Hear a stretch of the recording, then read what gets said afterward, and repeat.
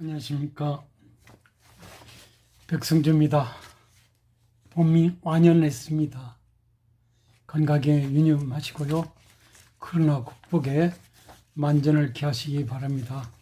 오늘 방송 주제는 한 칼럼의 주제를 통해서 대통령에 관련된 그런 내용을 중심으로 해서 여러분한테 말씀을 드려보겠습니다.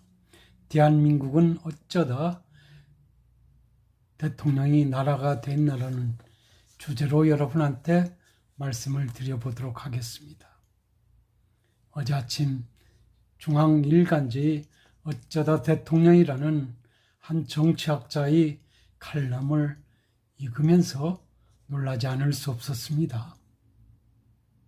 왜냐하면 재작년부터 현재까지 JTBC 오락 프로그램에서 안정환 선수를 감독을 하는 전직 스타 운동 선수들로 구성된 어쩌다 축구팀과 최근에 허재 선수를 감독을 하는 어쩌다 농구팀이 팬이 되었기 때문입니다.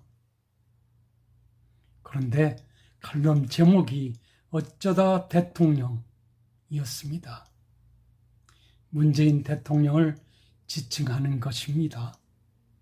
더욱이 어쩌다를 국어 사전적으로 살펴보니 어떻게 하다가 대통령이 됐다는 식으로 해석이 가능해 보였습니다. 이는 우리 대통령이 자칭 인권 변호사로서 노무현 대통령 정부에서 청와대에서 근무한 경력을 가진 죄로 어떻게 하다가 대통령이 당선됐다는 그런 해석이 가능해 보입니다. 안정환 선수나 허재 선수처럼 대한민국을 호령했던, 그럼으로써 온 국민이 좋아하는 선수처럼 활동하지 않았고 어느 날 갑자기 대통령 후보가 돼서 당선됐다는 식의 그런 해석이 가능해서 오늘 방송할까 말까 하다가 한번 용기 내서 여러분한테 하게 됐다는 말씀을 드리겠습니다. 칼럼은 다음과 같이 시작이 됩니다. 정치는 부엌이다. 뜨거운 열기로 가득 차 있기 때문에 뜨겁다. 라며 트루먼 전 미국 대통령이 했던 이 말을 시작으로 칼럼이 쓰여지고 있습니다. 정치인에 대한 평가도 뜨겁다.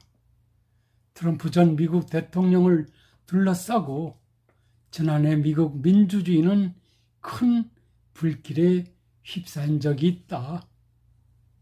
그러면서 우리나라에도 비슷한 상황이 전개되고 있지 않느냐는 것입니다. 문재인 대통령에 대한 현재의 평가는 극단적으로 갈린다고 했습니다. 지지자들은 대통령을 청사에 빛날 성군으로 칭송하는 반면에 그 반대자들은 독재자 빨갱이라고 비난하기 일쑤라는 것입니다. 개인적으로 생각컨대 대통령은 재앙을 넘어 표항적인 대통령처럼 처신하고 있는 듯합니다. 그래서인지 1987년 민주화 이후 한 정부가 국회와 사법부, 언론까지처럼 폭넓게 장악하기는 처음이 아닌가 하는 생각을 하게 합니다. 국민권익위의 독립성도 의심스럽게 되고 선관위와 인권위는 대통령의 눈치를 보기에 그 위세가 매우 취약해 있는 듯합니다. 시민단체까지 어용선전단체가 되어버렸습니다. 감사원과 검찰은 안간힘을 다해보는 듯이 버티고 있는 형국입니다. 백계문이라는 묻지 마시기 팬덤까지 몰고 다니고 있습니다. 가히 이니 마음대로 해라는 대한민국 공화국이 된 듯합니다. 그래서 우리나라 정치학계의 대두이신 최창집 교수께서는 법이 지배가 가능하지 않는 전제정을 우려하기까지 하고 있습니다. 그런데 놀라운 점은 국민 대다수가 역대 대통령의 치세를 연상하면서 현 대통령이 국정에 대한 치세를 비교하려 하면 정작 국정의 중심에 대통령이 거의 보이지 않는다라는 비아냥입니다. 그런데 조국 사태로 온 나라가 둘로 쪼개졌지만 대통령은 보이지 않았습니다. 윤석열 전 검찰총장을 찍어내려고 법무부 장관이 난리를 쳐도 대통령은 거기에 보이지 않았습니다. 집값, 전셋값 폭등으로 국민들이 패닉 상태에 빠져 있음에도 대통령은 내몰라라 하고 있는 것입니다. 그래서 국민들은 대통령 리더십이 특징으로 침묵, 부재, 유체 이탈을 들먹이곤 하고 있습니다. 있어야 할 때 있어야 할 곳에 없고 엉뚱할 때 엉뚱한 곳에서 뜬금없이 등장하는 것을 주저하지 않고 있습니다. 국민이 집값이 심각한 상황에서 아우성을 치는데도 대통령은 부동산 문제는 자신 있다고 장담하고 나서기를 주저하지 않습니다. 북한이 삶은 소대가리라고 욕하는데도 김정은과 나는 세상에 둘도 없는 길동무라고 우겨대기도 합니다. 백신 확보가 늦은 것은 심각한 부작용을 걱정해서 특히 국민 건강을 최우선으로 고려했기 때문이라는 얼토당토하는 그런 언론 플레이를 하고 있습니다. 대한민국 대통령이 아니라 어쩌면 다른 나라 대통령이 대한민국 국민을 위로하는 차원에서 대신 참으라는 투로 말하는 것을 주저하지 않는 그런 환상적인 그런 처신을 하고 있는 것입니다. 한마디로 비현실적이고 알맹이가 없고 맥락이 닿지 않는 언행을 앞뒤 안 가리고 본인께서 하고 싶을 때 TV 화면에 나타나서 하고 싶은 대로 하는 것을 즐기는 것을 마다하지 않고 있습니다. 그렇다고 기자들을 상대로 변반한 기자회견을 즐기는 것도 아닙니다. 지난 4년 동안 대여섯 번 정도 했을 겁니다.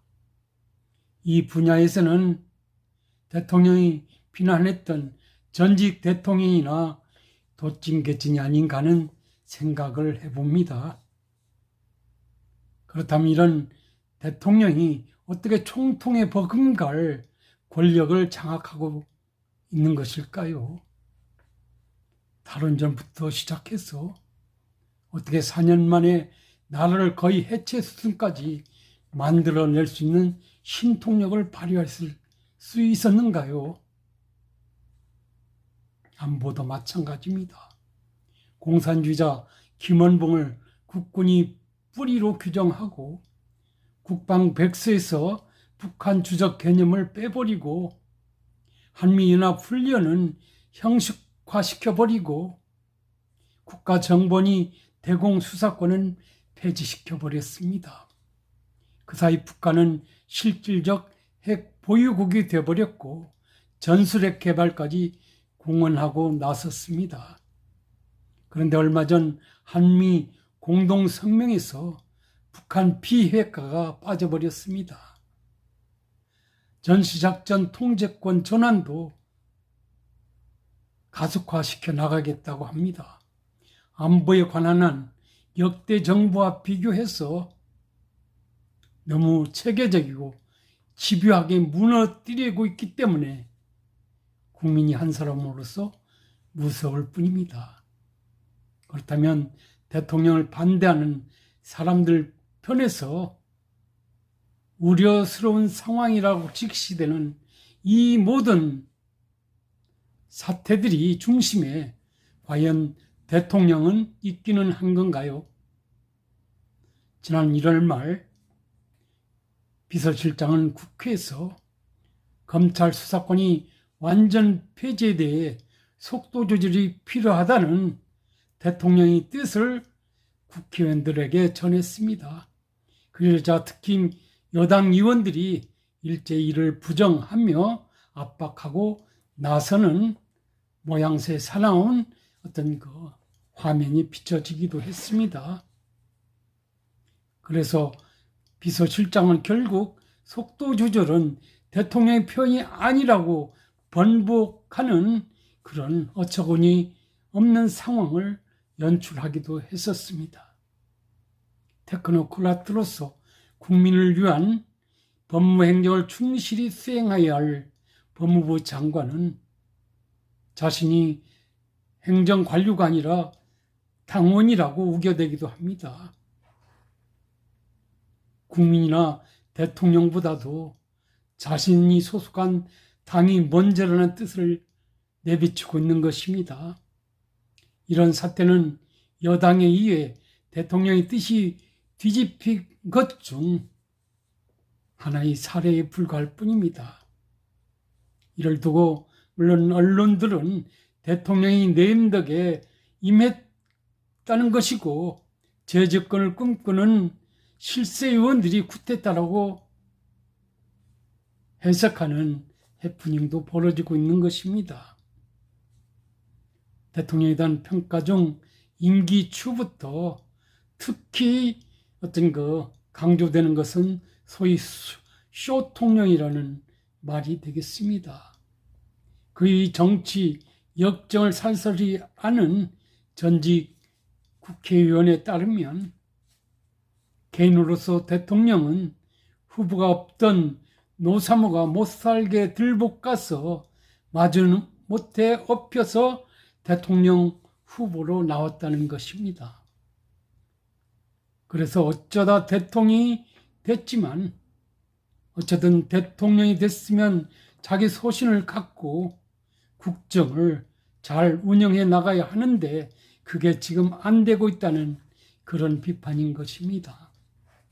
그렇다면 현 시점에서 누가 이 대한민국을 통치하는가에 대한 궁금증이 생기지 않을 수 없을 것입니다.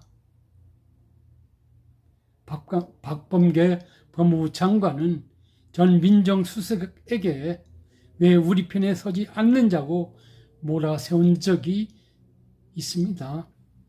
그 우리 편은 누구인가요? 이에 대해서 진중권 전 교수는 민주당 내 이너서클인 부엉이회 민주주의 4.0 연구원이라고 꼬집어내기도 했었습니다. 사실이 그렇다면 이들에 의한 국정농단이 아니냐는 우려가 나올 수밖에 없는 상황인 것 같습니다. 아마도 국민은 임기가 끝나 돌아가는 상황을 보게 되면 그때쯤에 누가 대통령 대신해서 국정을 농단하는지 확인될 수는 있겠습니다만 우려스러운 상황이라고 하지 않을 수 없을 것입니다. 여러분 아시는 바와 같이 한국이 대통령제는 비선 정치에 취약한 제도입니다. 거의 독버섯처럼 자라고 있기 때문이죠. 대통령 권력은 막강한데 역대 대통령의 능력은 아시는 바와 같이 평범 그 자체이기 때문에 그렇게 말할 수 있을 것입니다. 제도적 해결책을 우리가 꼽는다면 굳이 대통령 권력을 분산하는 어떤 헌법 개정을 도모하는 것일 것입니다. 하지만 민주화 이후 1987년 헌법을 개정할 때도 대통령 권력은 거의 손을 대지 못했던 경험이 있습니다. 왜냐하면 정작 집권 기회가 다가오자 민주화에 헌신한 사람들까지도 권력에 집착해버렸기 때문이었습니다. 그리고 흘러넘치는 권력을 대통령 친연 측이나 측근 등 소위 그 친위 기grup이 나눠서 행사하는 것을 주저하지 않아 왔습니다. 칼럼은 마지막으로 지금쯤이라도 대통령이 생각을 바꿔먹고 치세에 좀 올인했으면 좋겠다는 희망을 적고 있습니다. 설령 대통령이 된 것 운명이라고 볼 수도 있지만 대통령 하려면 진짜 운명을 걸어야 하는 입장에서 좀 제대로 대통령 하셨으면 하는 그런 당부를 하고 있는 것입니다. 심정 윤리만으로 안 되기 때문이죠. 책임 윤리가 우선해야 된다고 강조하고 있는 것입니다. 베버의 말처럼 그게 정치 도덕 때문이라고 칼럼을 쓰신 교수께서는 그렇게 기술을 하고 있는 것입니다. 때 묻은 많은 것들과 함께 섞여 흐르지만 제 얼굴, 제 마음을 잃지 않으며 멀리 가는 물이 있지 않은가. 이 말은 대통령이 자서전 운명이 머리에 나오는 시라고 합니다. 이런 점에서 이제라도 나라 국민과 함께 멀리 가는 강문이 되기를 기대하는 입장에서 국정에 좀 올인하는 것을 기대하고 있는 것입니다. 공감하는 바가 크다고 하지 않을 수 없습니다.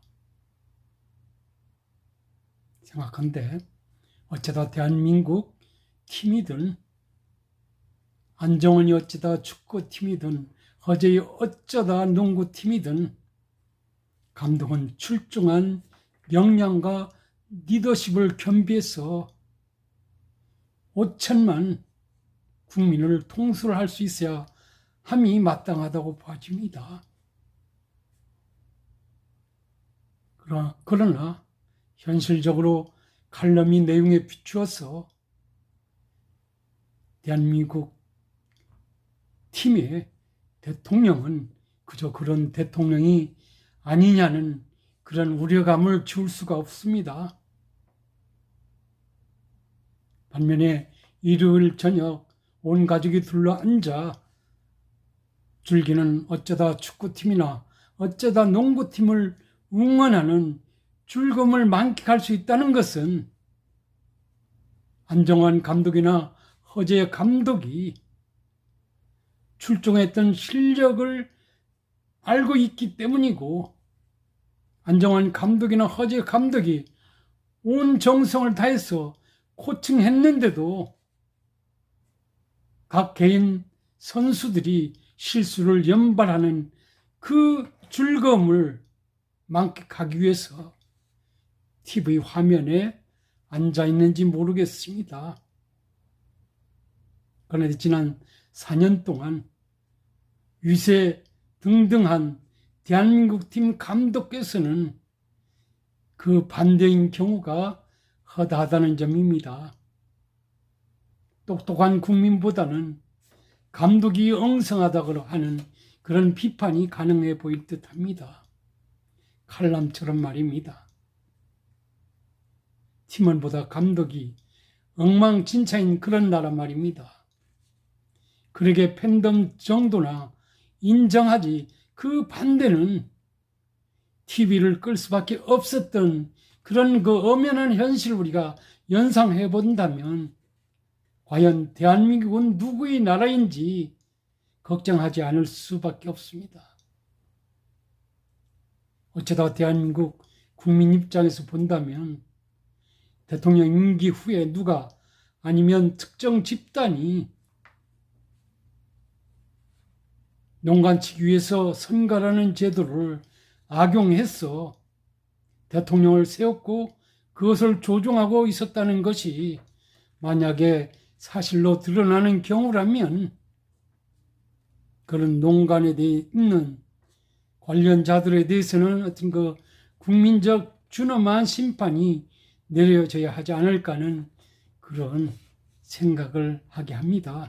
그것이 대한민국의 어떤 헌법주의자, 법치주의고 민주주의를 지향하는 대한민국의 기본 질서의 기준점이자 출발점이기 때문에 감히 그렇게 말씀드려 봅니다. 저 역시도 칼럼니스트와 마찬가지로 1년여 남은 동안 지금까지와는 다른 다짐으로 리더십을 최대한 발휘해서 5천만 국민이 모두가 희망하는 방향으로 대한민국호가 정상으로 항해할 수 있도록 대통령님께서 최선을 다해서 봉사해 주실 것을 기대해 마지 않습니다. 여러분은 어떻게 생각하십니까? 물론 감독의 역할보다는 각각의 선수의 역할이 중요하다고 할 수 있습니다. 그렇지만 감독이 어떤 그 자질에 입각해서 5천만 국민은 즐겁고 행복하고 미래가 있는 그런 나날을 보낼 수 있지 않겠느냐는 그런 생각을 해봅니다. 여러분도 한번 생각해 봐 주시기 바랍니다. 감사합니다.